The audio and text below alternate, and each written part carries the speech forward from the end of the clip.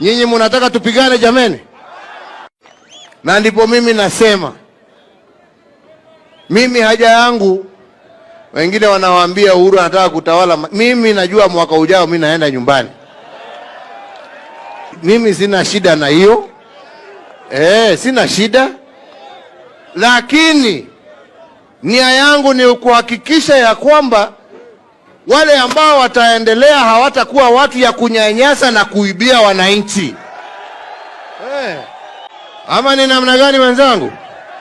Nia yangu ni kuhakikisha ya kwamba wale ambao wataendelea watakuwa na hiyo roho ya kuunganisha Wakenya, sio kuwaganya Wakenya. Namna gani bwana? Kwa hivyo mwambie wale wanazungua wakinitusitusi, mimi sijali. Mimi haja yangu ni wananchi wa Jamhuri ya Kenya, na hawa ndio watakuwa mstari yangu ya mbele kuhakikisha nimewatendea kulingana na zile ahadi niliwapatia. Nyinyi mnataka tupigane jameni?